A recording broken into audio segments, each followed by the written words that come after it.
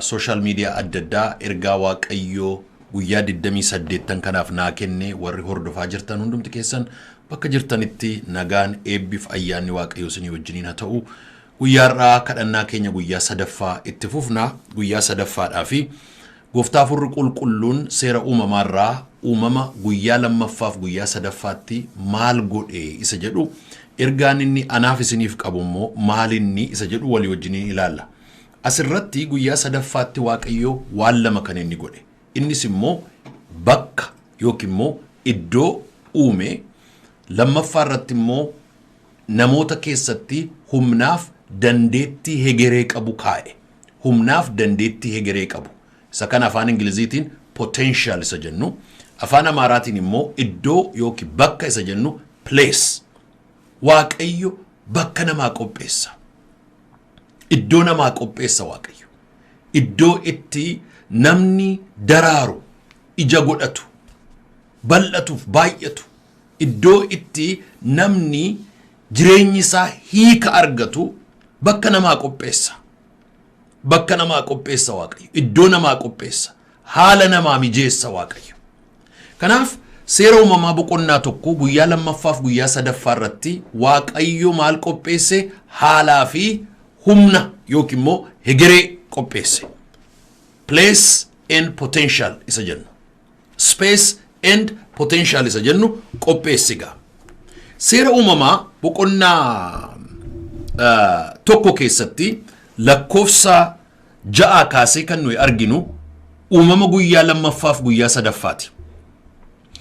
Uumama guyyaa lammaffaa irratti bantiiwwan waaqaaf lafaa erga uume booddee uumamni waaqayyo uume kun hundinuu bishaaniin kan guute akka ture nutti dubbata.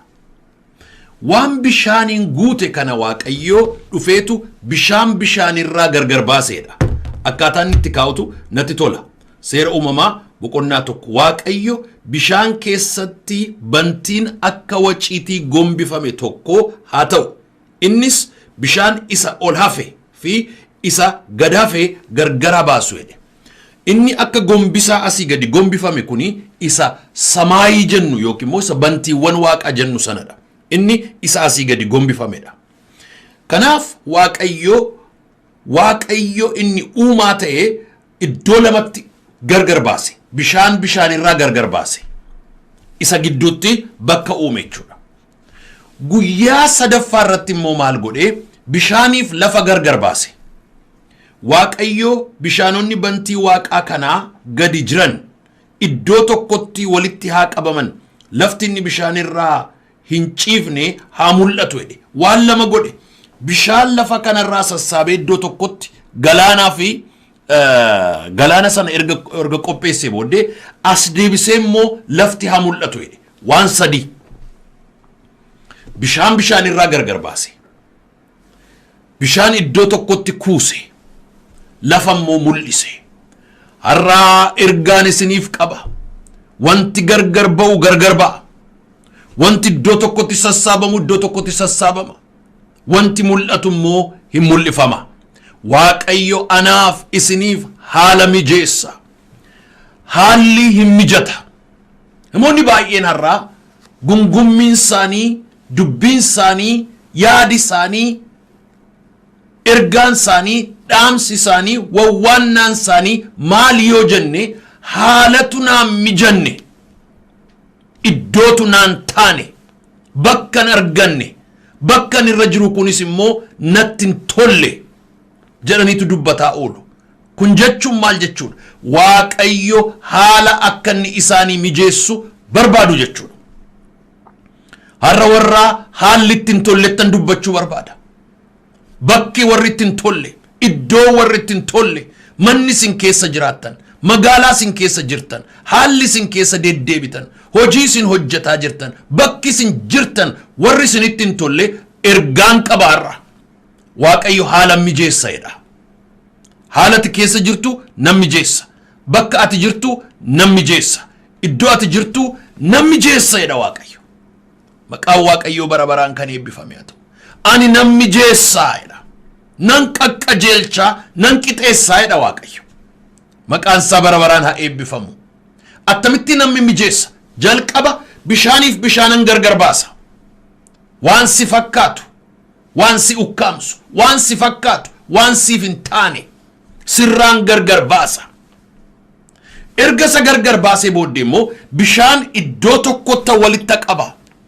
Lafa immoo nan mul'isa jedha. Iddoo ati barbaaddu, iddoo ati biqiltu, iddoo ati qottu, iddoo ati nagaddu, iddoo ati warqee fi albuuda keessaa baafattu, iddoo siif ta'u, iddoo ati waa irratti ijaaruu dandeessu. Nan mul'isa jedha. Mul'ata inni. Maqaan Waaqayyoo haa eebbifamu. Lakkoofsa 9 irratti lafti inni bishaan irra ciisne, lafti inni bishaan irra hin ciifne haa mul'atu jedhe Waaqayyo. Lafti ati irra jiraattu haa mul'atu. Mul'ata. Lafti nuyi jiraannu mul'ataan dhufa. Lafti nuyi hojjennu mul'ataan dhufa. Lafti nuyi itti nagarnu mul'ataan dhufa. Lafti nuyi qonnu mul'ataan dhufa. Lafti nuyi itti barannu mul'ataan dhufa. Lafti nuyi irratti dagaagnu mul'ataan dhufa. Har'a Waaqayyo mul'ata bakka mijaa'aa siif haa kennu. Wanti aguugamee dhokate akka ati hin naganne, hin qonne, hin aramne, hin facaasne, hin naganne, hin imalle, irratti hin hojjenne, irratti hin bal'anne, irratti hin dhaalle kan ta'ee aguugamee dhokfamee jiru. Nan kadhadha maqaa Yesuus Kiristoosiin amma haa mul'atu. Ergagaa Waaqayyo akka kanatti haala mijeessee booddee wanta inni godhe tokkotu jira. Waaqayyo iddoo bishaan irra hin ciifne sana lafa bishaanota walitti qabaman sana immoo galaana jedhee hin moggaase. Kunis gaarii akka ta'e hin arge. Amma immoo jedha. Erga lafaaf galaana gargar baasee qopheessee fixee booddee erga haala mijeessee booddee Waaqayyo haala mijeessee nurraa gargar hin ba'u. Haala mijate sana keessatti Waaqayyo waan gurguddaa 5 godha. Isa immoo potential jenna. Isa jalqabaa place, iddoo erga qopheessee booddee inni lammaffaan immoo nu keessatti dandeettii uuma. Namoonni tokko tokko haallituu isaanii mijate waan hojjetan hin beekan. Haallituu isaanii tottole waan godhan hin beekan. Waan goonu, waan hojjennu, lafa dhaqnu, akkamittiin akka milkoofnu, akkamittiin akka galma geenyu Waaqayyo dandeettii nu keessa kaa'a. Kadhadhaa Waaqayyoon dandeettiin barbaada. Ogummaa naa kenni, dandeettii naa kenni, humna naa kenni, socho'uun barbaada, hojjechuun barbaada, milkoomuun barbaada, duroomuun barbaada, argachuun barbaada, kennuun barbaada, arjoomuun barbaadaati. Na gargaari naa kenni haa jennu Waaqayyoon. Dandeettii. Lafti kun erga uumame booddee Waaqayyo akka inni waa biqilchuuf, akka inni waa oomishuuf, akka inni waa mirgisuuf, akka inni waa kennuuf itti dubbachuu turre ture. Maal godhe egaa Waaqayyo? Isin wajjiniin hirmaadhee fixa. Lafti biqilaa habaasu jedhe. Dhaabaan akka qomoo isaatti sanyii godhatu mukeetiin ija kennanii iji isaanii immoo sanyii of keessaa qaban adduma addaan akka qomoo isaaniitti lafarratti haa argaman jedha. Inni jalqabaa Waaqayyo waan sanyii qabuun godha jedha. Waan ija qabuun godha miti. Ijni hin nyaatama, sanyiin hin facaafama. Waaqayyo waa'ee nyaataa, waa'ee dhugaatii, waa'ee badhaadhummaatu hin dubbatin dura waa'ee sanyii dubbate. Isa kanaa maal jedhu warri Ingilizii?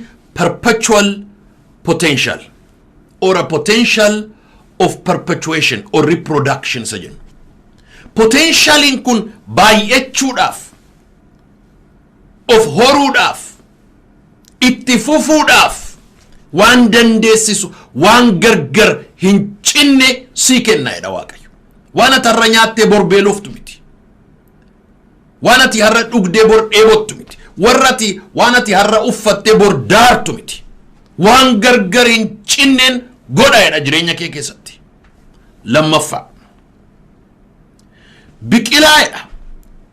Amma immoo lafti biqilaa habaasu jedha. Biqilaa jechuun isa afaan Amaaraatiin buqaayyaa jedhan. Biqilaa jechuun waan hegeree qabu jechuudha. Waan bor guddatu, waan bor daraaru, waan bor bargaagu, waan bor hurruubu, waan bor ija godhatu, waan bor daraaru, waan bor urgaa'u jechuudha. Bor waan guddatuun si keessatti jalqabaadha Waaqayyo. Biqilaa bor si keessatti daraaruun jalqabaadha. Waan bor hin guddanne Waaqayyo waan du'u nu keessatti hin jalqabu. Sadaffaan moo'edha.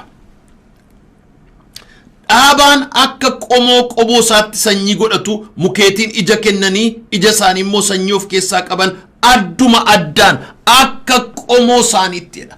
Akka qomoo isaaniitti jechuun waan bifa adda addaan si keessatti hojjedha. Asiin gaafa isaan kana si dhoowwan asiin mul'atta.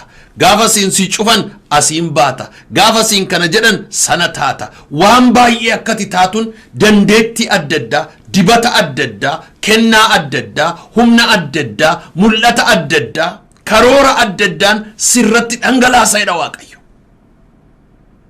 Haleluuyaa, maqaan Waaqayyo haa eebbifamu.